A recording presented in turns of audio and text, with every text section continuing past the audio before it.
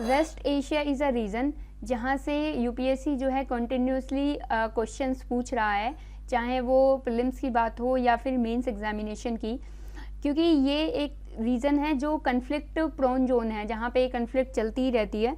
और अभी हाल में ही तो आप सबको भी पता होगा कि जैसे 7 अक्टूबर को हमास ने जो हमला किया था इजराइल के ऊपर थ्रू लैंड एंड एयर, तो उसके बाद तो इतना ज़्यादा रिटेलिएशन दोनों साइड से हो रहा है, और ख़ासकर इजराइल की साइड से, जिससे जो है गाज़ा में इतने लोग जो हैं, लाखों लोग बेघर हो गए हैं और कितने लोग मर गए हैं, और पॉवर्टी और स्टारवेशन जैसी सिचुएशन गाज़ा को आज फेस करनी पड़ रही है। तो इसी अटैक के बीच में जो हाउदी रिबल्स हैं, ये येमेन बेस्ड हैं और ईरान बैक्ड हैं। ये नॉन स्टेट एक्टर हैं जो कि इस लड़ाई में कूद पड़े हैं। ये इज़राइल के अगेंस्ट हैं और गाज़ा और प्लस फ़िलिस्तीन जो लोग हैं उनके साथ हैं।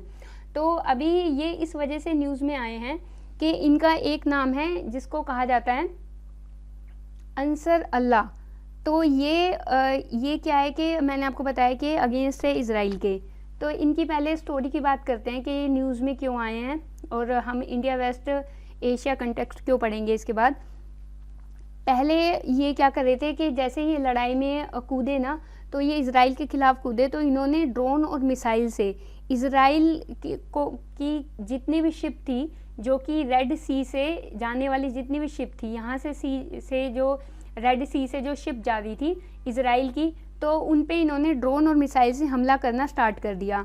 तो ये इसकी वजह से क्या हुआ, जो ये गल्फ़ ऑफ अक़बा है, इसमें एक इनका पोर्ट था इज़राइल का, वो एक लोता ही पोर्ट है इनका, इलात। और उस पोर्ट पे मतलब आखिरकार क्या हुआ, वो पोर्ट बंद करना पड़ा क्योंकि उन्होंने इतना ज़्यादा अटैक जो है इज़राइल की शिप पे कर दिया।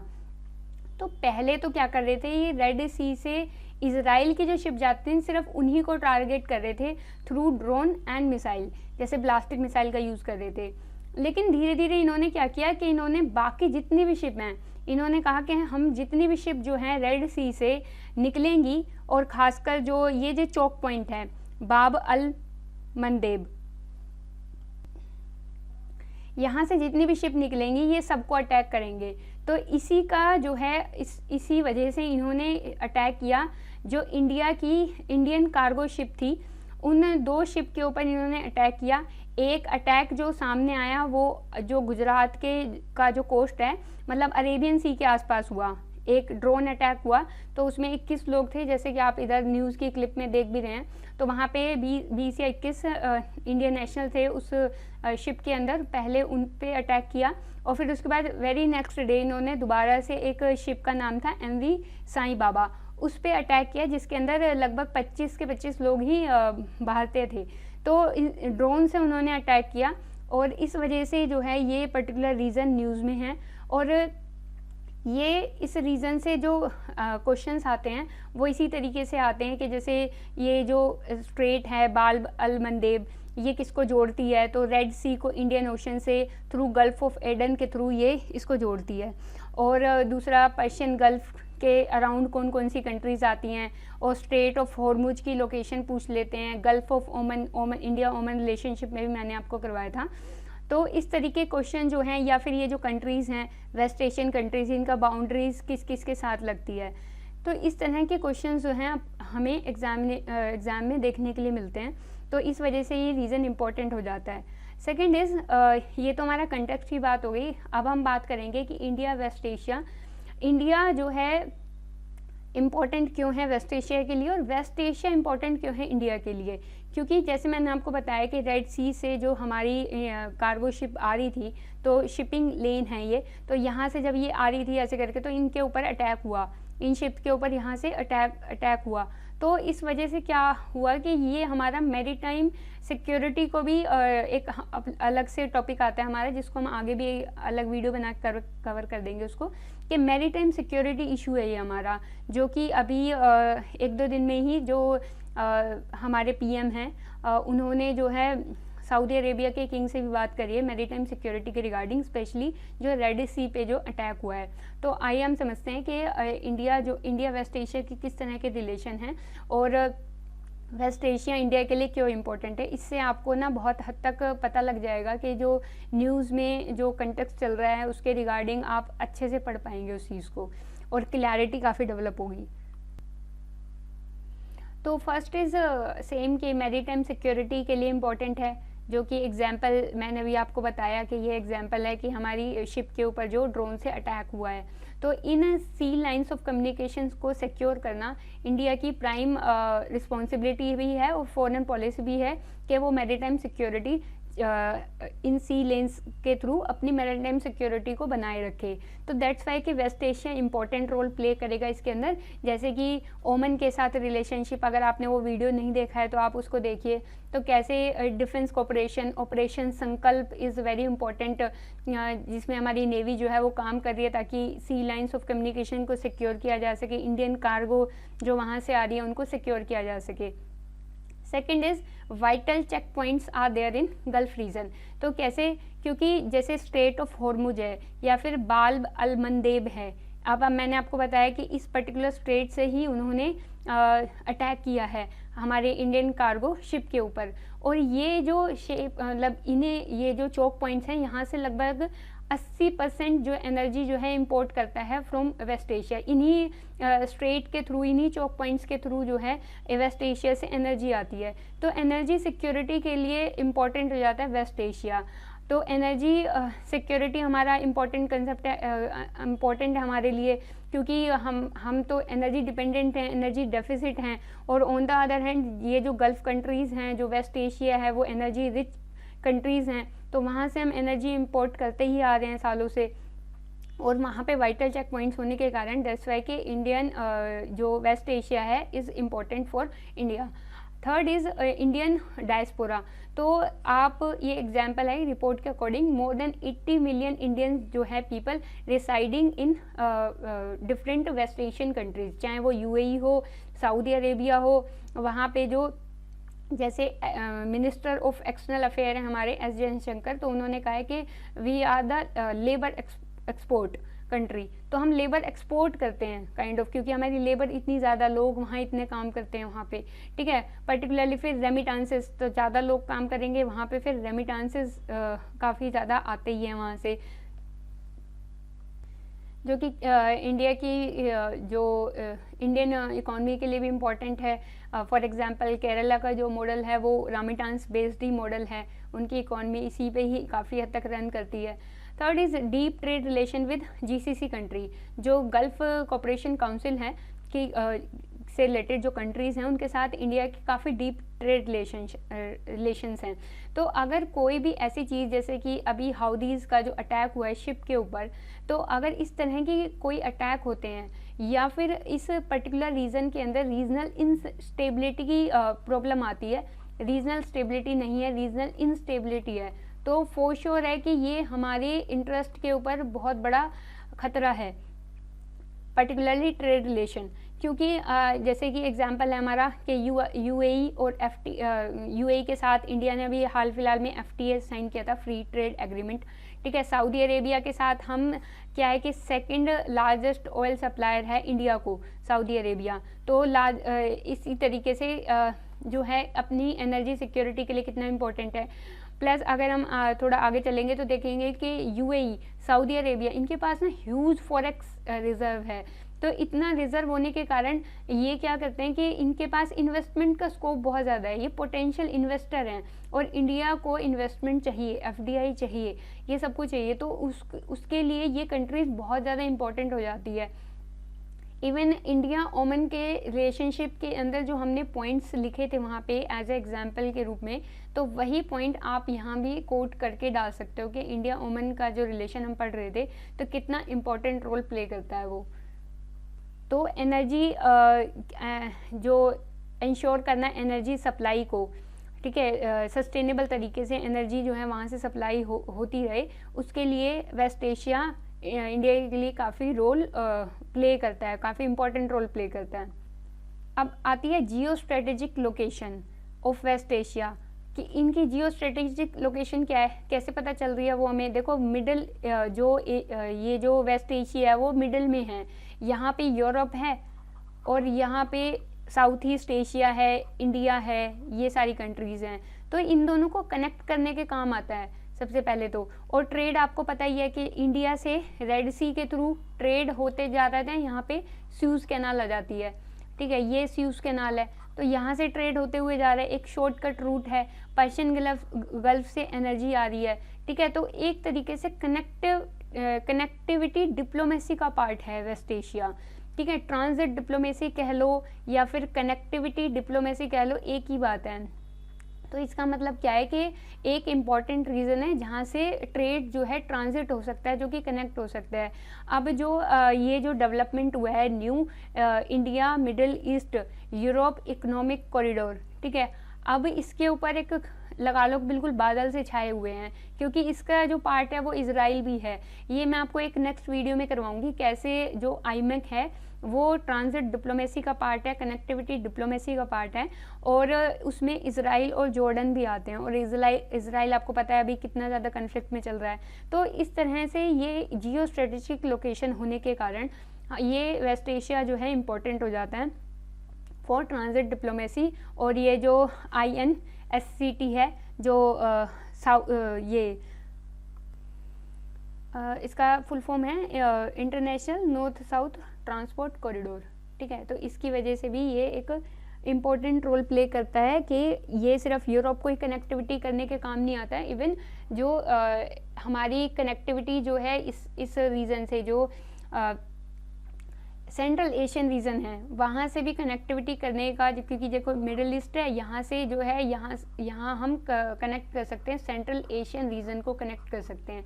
तो इंडिया जो है अपनी कार्गो यहाँ से लेके आएगा और यहाँ पे सेंट्रल एशियन रीजन तक अपना सामान भेज देगा। क्योंकि अभी प्रेजेंटली आपको पता है क्या चैलेंज है इंडिया के पास। तो इंडिया के पास ये चैलेंज हो जाता है कि यहाँ पे बैठा है पाकिस्तान, और पाकिस्तान हमारी थिंग्स को जो है हमारे ट्रेड को ब्लॉक कर देता है, चीज़ों को जाने नहीं देता। कहाँ नहीं जाने देता? अफगानिस्तान या जो सेंट्रल एशियन रीजन है वहाँ तक जाने नहीं देता।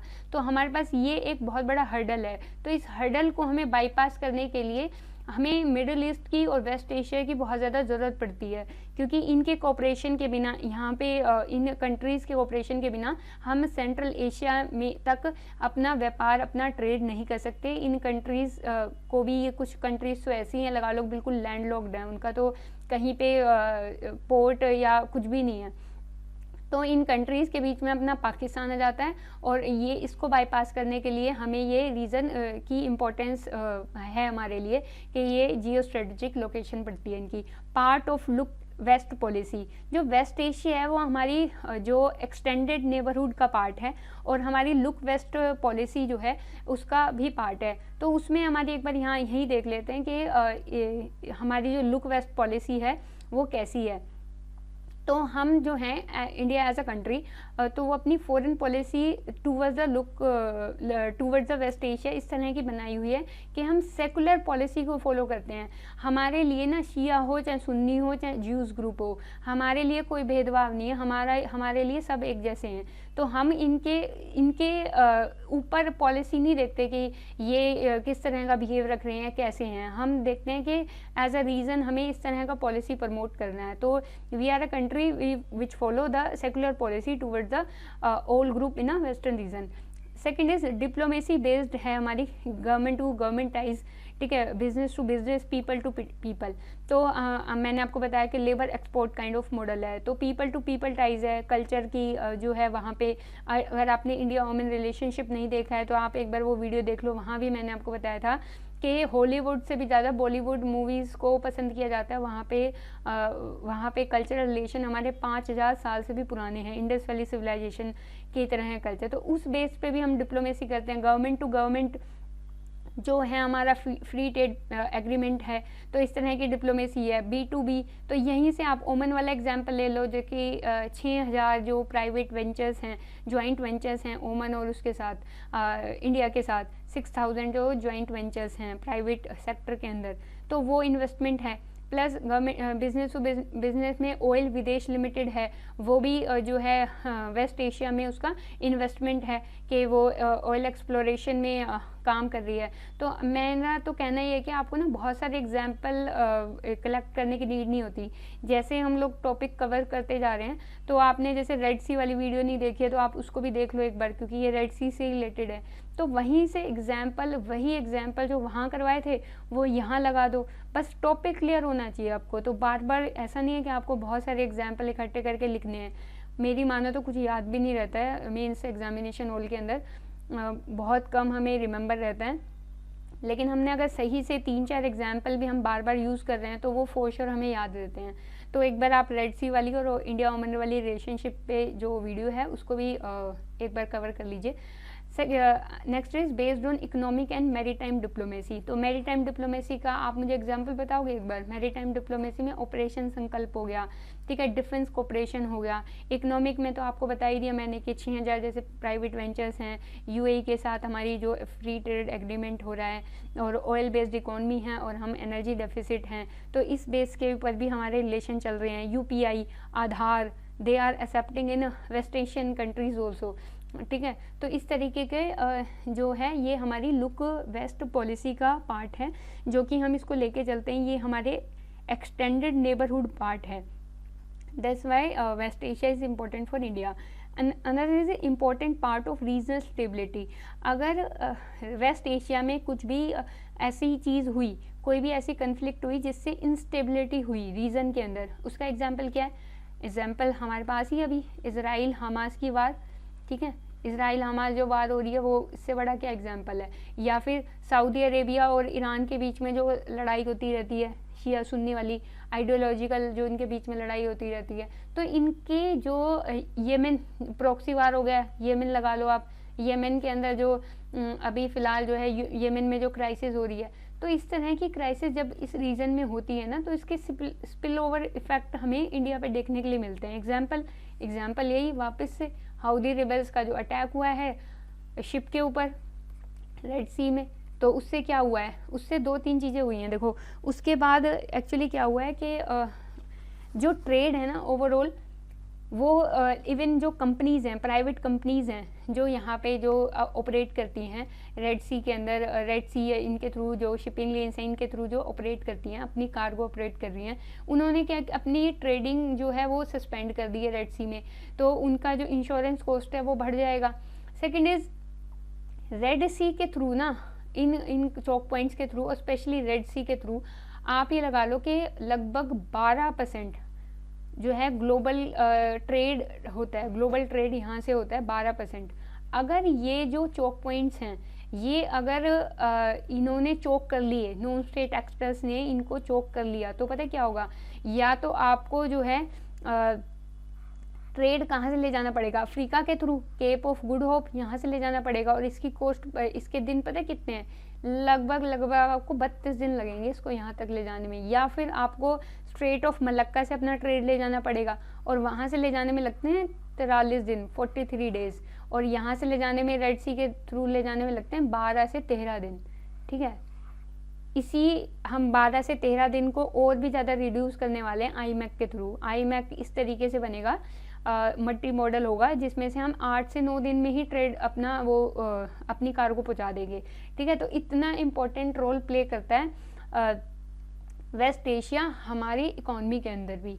और सेकेंड इज़, अगर इसी तरीके से, मतलब एक आर्टिकल में लिखा था कि अगर इसी तरीके से ये प्रोलॉन्ग्ड, मतलब बहुत लंबे तक अगर ये चौक पॉइंट है, अगर वो चौक हो गए, तो जैसे हाउदी रिबल्स ने चौक कर लिए, या इसी तरीके से जो कन्फ्लिक्ट है, रीजनल कन्फ्लिक्ट, वो बढ़ती रही, तो क्या होगा?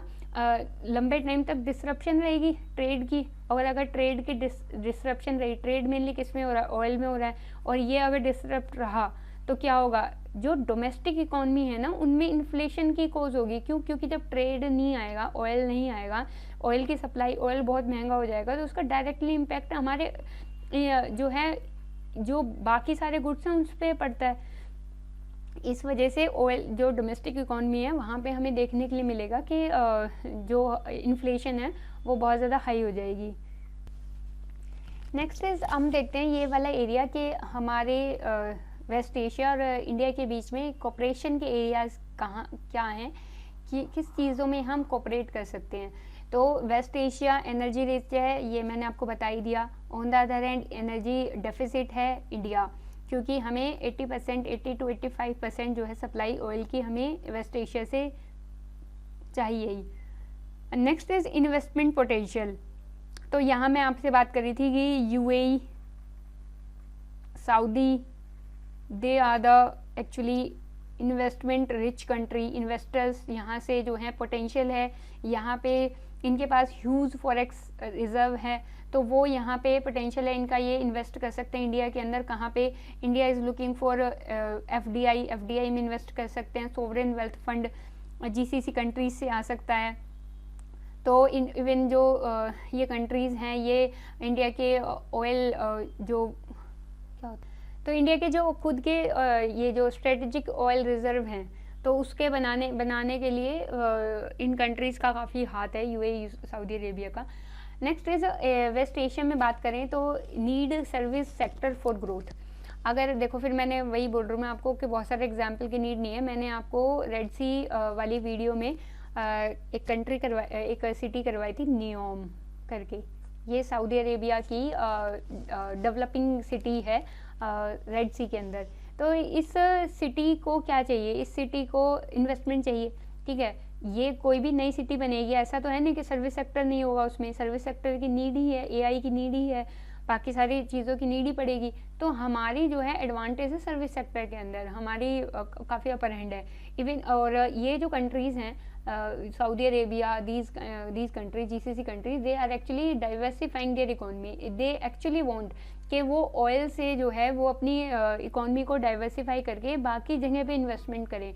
और ये इनका दिखाई भी देता है, जैसे क्लाइमेट चेंज वाला जो अभी कोप जो 28 हुई है उसके अंदर स्पेशली उसका दुबई जो कंसेंसस अडॉप्ट हुई है, तो उसका स्पेशल फीचर क्या है? One of the special feature यही हुआ है उसका कि वो एक तो ऑयल बेस्ड इकोनॉमी जो है वहाँ पे कंडक्ट हुई है, और दूसरा उन्होंने ये कहा है कि वही के जो कंट्रीज़ हैं, जो प्राइवेट प्लेयर्स हैं वहाँ के ऑयल वाले, तो उन्होंने क्या बोला है कि हम अब फॉसिल से टूवर्ड्स क्लीन एनर्जी की तरफ ट्रांजिट करना चाहेंगे।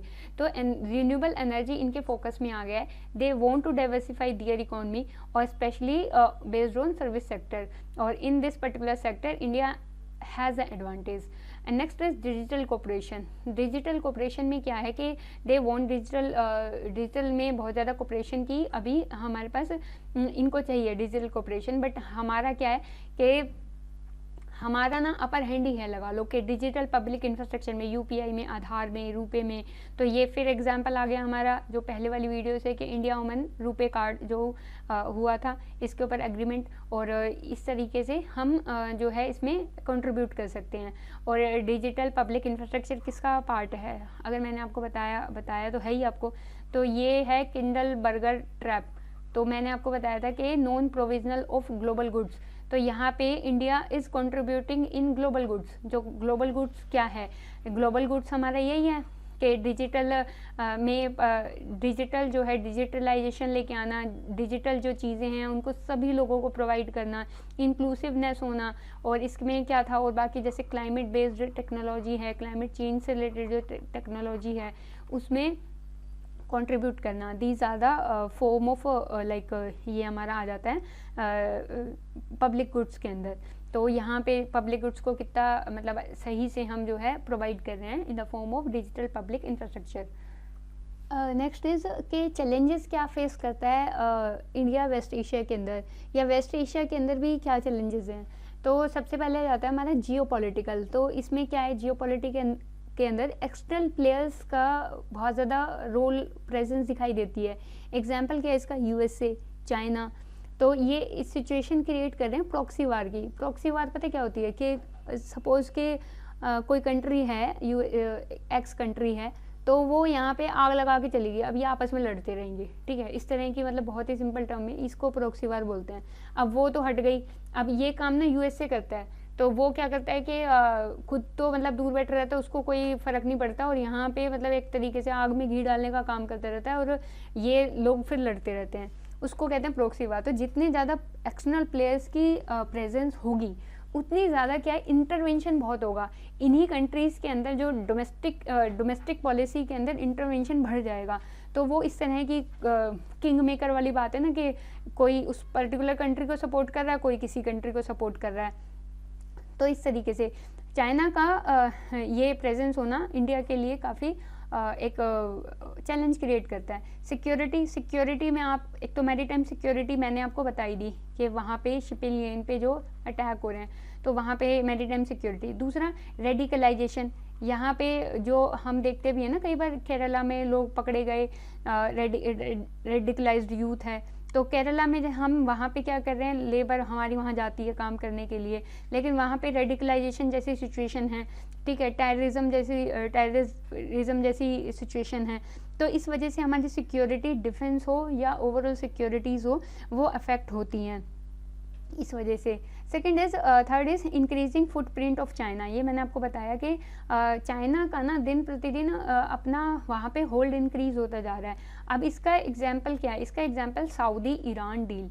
तो इसमें इन्होंने क्या किया था कि ये जो पर्टिकुलर डील है, बिल्कुल ये दोनों ना आपस के दुश्मनी है, लगा लो, सऊदी और Iran.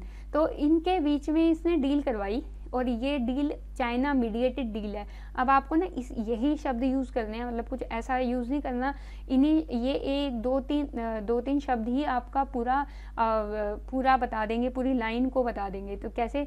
China mediated deal, for example Saudi Iran deal, ठीक है, ये सऊदी ईरान वाली एग्जांपल। बस इतना ही ख़त्म करके आप लिख दोगे। ना तो हमारे पास इतना टाइम होता है और ना ही इतने स्पेस होता है कि हम बहुत कुछ लिखें अपनी शीट के अंदर।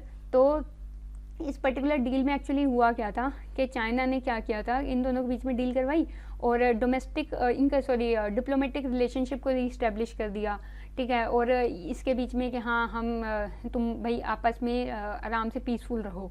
तो इस तरह की डील को मतलब इसके फुटप्रिंट इंक्रीज होते जा रहे हैं। इस तरह की चाइना मीडिएटेड डील, मतलब चाइना का इन्फ्लुएंस इंक्रीज होता जा रहा है। दो वो अलग बात है कि चाइना एक्चुअली कर क्यों रहा है। बहुत ही मैं आपको शॉर्ट में बता दूंगी चाइना क्यों कर रहा है। कि चाइना यहाँ पे ना स्ट्रिंग ऑफ पर्ल्स पे बैठा है। मैंने आपको चाइनीज़ एक्सपेंशनिज्म वाली पॉलिसी में करवाया था, आपने नहीं देखी हुई तो वीडियो एक बार देख लेना। तो इसमें क्या है, ये ग्वादर पोर्ट है यहाँ पे, तो चाइना जो है स्ट्रिंग ऑफ पर्ल्स का पार्ट है ग्वादर पोर्ट, ठीक है। यहाँ से क्या करना चाहता है, वो यहाँ से अपना सामान लेके सीधा जो है सी पैक बना रहा है यहाँ पाकिस्तान से होते हुए। ये आपको सबको पता ही होगा कि सी पैक बना रहा है वो, ठीक है, as a part of BRI के थ्रू जो अपनी एक सी पैक बना रहा है और यहाँ से सीधा अपना सामान ले जाएगा। इसको यहाँ से जो ना, ये अंडमान निकोबार है और ये है स्ट्रेट ऑफ मलक्का। तो यहाँ पे अभी फ़िलहाल वो यहाँ से ट्रेड करता है, यहाँ से जाती है उसकी शिप। तो यहाँ वो चाहता है कि मैं इस शिप को बायकॉट, इस पर्टिकुलर जगह को बायकॉट करूँ, यहाँ से ना लेके जाऊँ और मैं अपना सारा सामान जो है यहाँ से ले जाऊँ। तो उसके दो रीज़न है, एक तो वो अपना ट्रेड जो है यहाँ इन्फ्लुएंस भी दिखा देगा, ठीक है, यहाँ से सामान ले जाएगा, और स्ट्रेट ऑफ मलक्का जिसमें थोड़ा इंडिया का होल्ड है, वहाँ पे उसको लगता है कि कहीं ऐसा ना हो कि इंडिया क्योंकि उसको चोक कर ले किसी पॉइंट के ऊपर, क्योंकि वो वेरी नियर बाय है अंडमान निकोबार से। और ये इस तरह का क्वेश्चन UPSC पूछ भी लेती है। तो सी पैक के थ्रू ये जो है वो यहाँ पे अपना सामान लेने मतलब अपना ट्रेड करना चाहता है। दूसरा, ये चाइना का जो एक रीजन है, वेस्टर्न रीजन, ये काफ़ी अंडर डेवलप्ड है, जिनजियांग जिसे कहते हैं। तो वहाँ पे ये एक्चुअली अपना होल्ड बनाना चाहता है कि उसको डेवलप करना चाहता है। तो through this way China is actually increasing its footprint into West Asia, और we can say building Sinocentric regional order. वो चाहता है कि मेरे अकॉर्डिंग रूल बने, मेरे अकॉर्डिंग रीजनल ऑर्डर चले। तो this kind of regional order ही wanted to create in a Western Asian reason.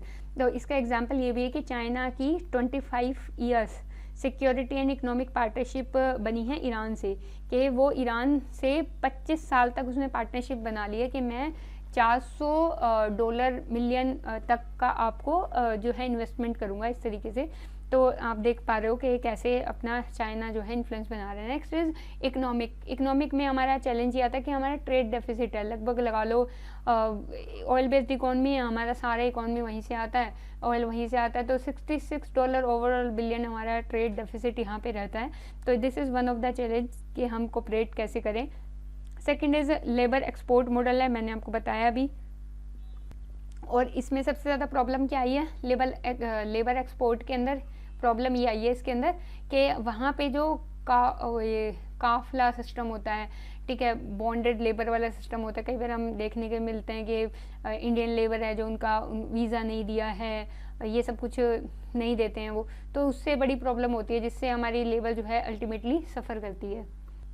ये इंडिया ने बोला है, मतलब ये चाइना वाला पॉइंट था, मैं करवाना भूल गई।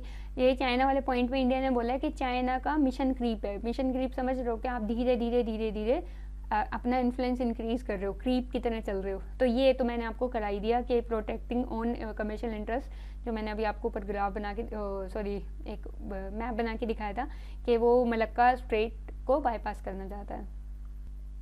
सो अल्टीमेटली इस तरह के क्वेश्चन हमें देखने के लिए मिल ही जाते हैं पीटी के अंदर, जैसे कि रेड सी की लोकेशन जो मैंने इनिशियली बताया था, कंट्री, बॉर्डर, रीज़न जो न्यूज़ में हैं, पर्टिकुलर रीजन जैसे पर्टिकुलर कोई ईरान या ये हथौदा वाला जो येमन बेस्ड रीजन है वो पूछ लेंगे कहाँ पे है, स्ट्रेट और एक्सक्लूसिव इकोनॉमिक जोन। क्यों? क्योंकि इस पर्टिकुलर जोन के जस्ट बाहर ही जो गुजरात कोस्ट के जस्ट बिल्कुल पास ही ड्रोन से अटैक हुआ था, दैट्स वाई कि ये इम्पोर्टेंट रहेगा। और मेंस में हमें पूछ लेते हैं कि इंटरेस्ट क्या है, इंडिया का स्टैंड क्या है। तो ये एक क्वेश्चन बनाया था मैंने कि इसमें से कौन सी ऐसी कंट्री है जो पर्शियन गल्फ रीजन का पार्ट नहीं है, इसका आपको आंसर देना है, इसमें से कौन सी ऐसी कंट्री है। ये मैप है, एक बार आप इसको देख लेना, ऊपर वाले क्वेश्चन का आपको आंसर भी मिल जाएगा इसमें। Thank you so much and subscribe to our channel. और इस तरीके के हैंड रिटन नोट्स लेने के लिए आपको चैनल को सब्सक्राइब करना होगा जो कि डिस्क्रिप्शन में दिया गया है। Thank you so much.